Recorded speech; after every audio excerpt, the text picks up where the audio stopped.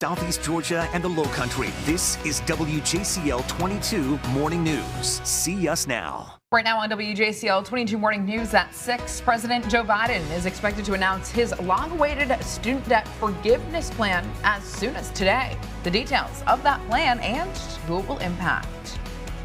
Plus, deadly shooting spree arrests. This video just into the WJCL 22 newsroom. Why police say this woman opened fire in 2 different spots, killing 2 people. And a South Carolina principal found shot to death in her car. The person charged with her murder and the unusual place he was found. We're going to start this hump day with a live look. We are in Old Town Bluffton, of course, in Beaufort County, where it looks like a very quiet start out in the Low Country this morning. We want to thank you so much for starting your day here on WJCL 22. Good morning.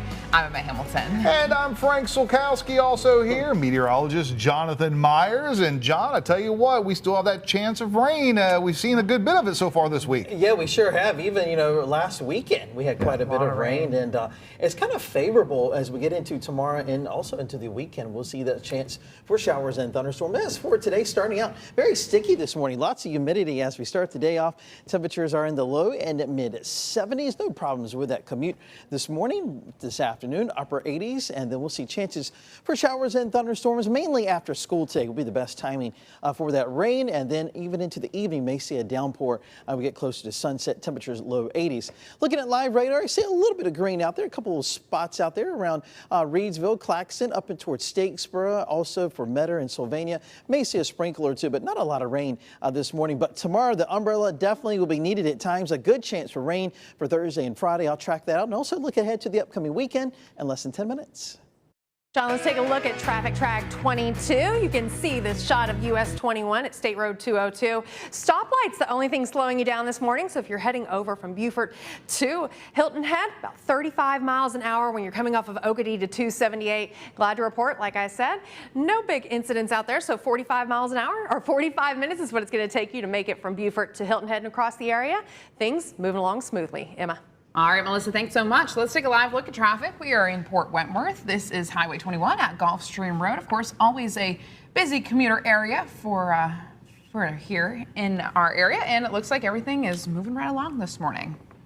Well, happening today, President Joe Biden could announce widespread student loan forgiveness. Of course, that's music to so many people's ears. Sources say the Biden administration could cancel up to $10,000 in student loan debt for some and pause payments for others. Right now, we want to check in with our Amy Lou in Washington with mixed reactions from lawmakers.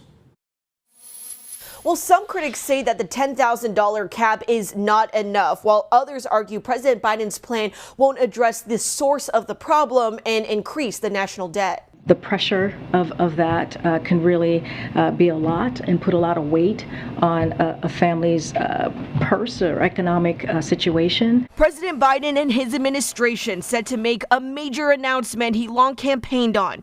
Up to $10,000 of student loans canceled for each borrower who makes under $125,000. He's also expected to extend the pause in student loan payments until January. Debt cancellation will provide relief temporarily for some. But what about next year for the other people who are taking on more debt? Critics of the plan say the solution should tackle the source of the debt by making college more affordable.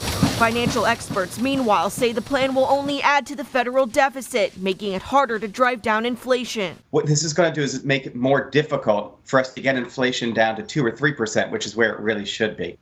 And the Republican National Committee blasted Biden's plan, calling it a handout for the rich and saying it would unfairly burden low-income taxpayers and those who have already paid off their student loan debt. In Washington, I'm Amy Lou. Well, today, Georgia Senator Raphael Warnock set to visit Savannah. We're told he'll be announcing new legislation to help lower housing costs. Also happening today, candidate for South Carolina Governor Joe Cunningham is set to hold a rally in Bluffton alongside candidate for Lieutenant Governor Tally Casey. They'll be at the Low Country Fresh Market and Cafe from 2 until 3 this afternoon. Well, just into the WJCL 22 newsroom, take a look at this brand new body cam footage of officers arresting a woman they say was behind a deadly shooting spree in Atlanta. Officers caught Raisa Cagney at the Atlanta airport. Now we're learning Cagney had filed lawsuits against the victims and their employers months before the shootings on Monday. Her lawsuits claim multiple people from several companies broke into her home, persecuted her, and blacklisted her from job opportunities. This morning, 2 people are dead and 1 is hurt. Cagney faces multiple counts of murder, aggravated assaults, false imprisonment, and more. She was denied bond at a hearing yesterday. Right now, a South Carolina school district is mourning the loss of an elementary school principal. Investigators say Dr. Wendy Cook was found shot to death in a car with the suspect still inside. Authorities arrested that man we now know is Kyle Church. State Superintendent of Education Molly Spearman released a statement saying in part, "My deepest condolences are with the entire Dillon school community as they grieve this loss."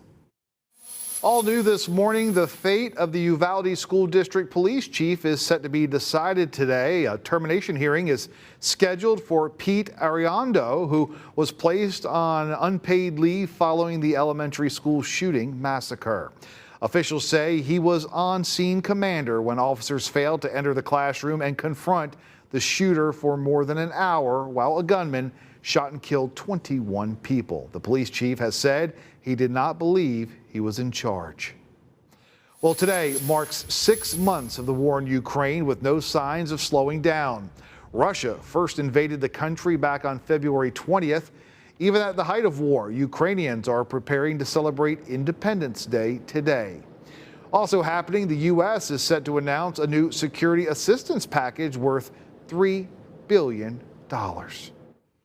Bombshell revelations about what FBI agents found in former President Donald Trump's Florida home. A Trump representative released a letter from the National Archives that says agents found more than 700 pages of classified documents. Some records marked with the highest levels of classification. And we've learned a federal judge wants former President Donald Trump to clarify why he requested a special master to screen that evidence. Judge they asked came back with a very sharp order asking the Trump team for more information. A pretty stunning rebuke from a judge appointed by Donald Trump.